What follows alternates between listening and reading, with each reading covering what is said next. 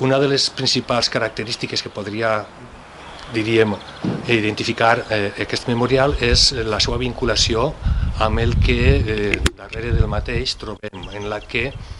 el memorial d'Estretge de la Corda s'integra amb la creu dels caiguts que antigament estava en la iglesia de Santa Maria de Ontinyent.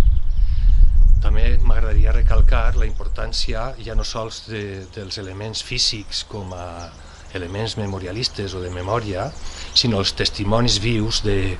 les dones, d'una dona concretament que ens va identificar l'espai i el lloc on estaven soterrades, mal soterrades, diríem,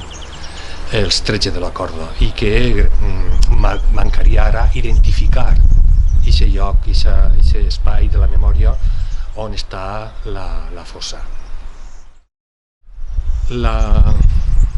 creació de la Comissió de la Recuperació de la Memòria Històrica d'Ontinyent data del 2015 i a partir de la demanda de la localització d'estos Tretze de la Corda, d'aquestes persones que van ser afusillades el 15 de desembre del 31. Gràcies a aquesta iniciativa es van demanar unes subvencions tant a la Conselleria com a la Diputació, i gràcies a l'esforç d'aquestes tres institucions, com són l'Ajuntament d'Ontinyent, la Diputació de València i la Generalitat, aconseguirem no sols dignificar aquestes 13 persones, sinó també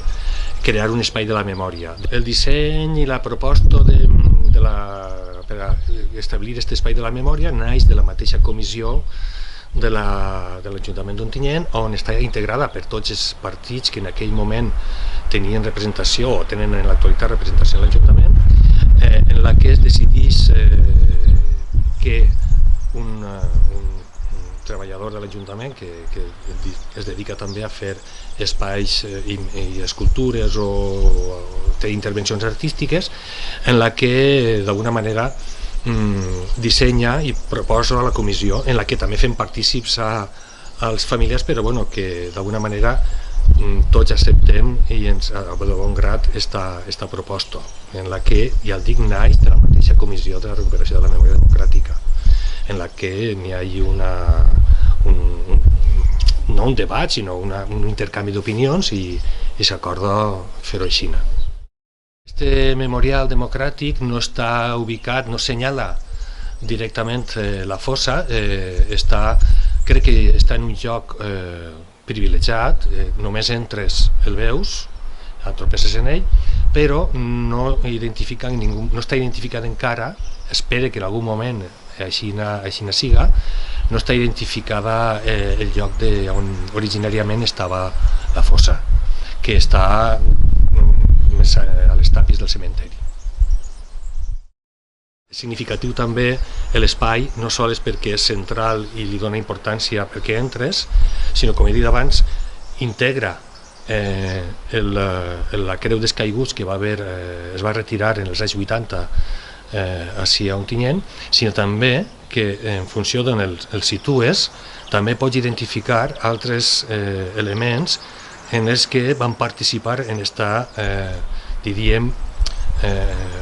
acte de voler acabar amb la democràcia, que són el mausoleu d'un alcalde, del primer alcalde franquista que va haver, i d'altre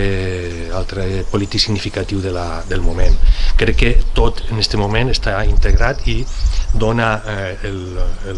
la possibilitat d'explicar, d'elaborar un discurs memorialista integrador en el que pots tindre en poc espai molta informació, molts detalls i molta, diríem, no sé com explicar la paraula, sinó molt de possibilitats d'integrar en aquest discurs diferents visions del que hi va passar.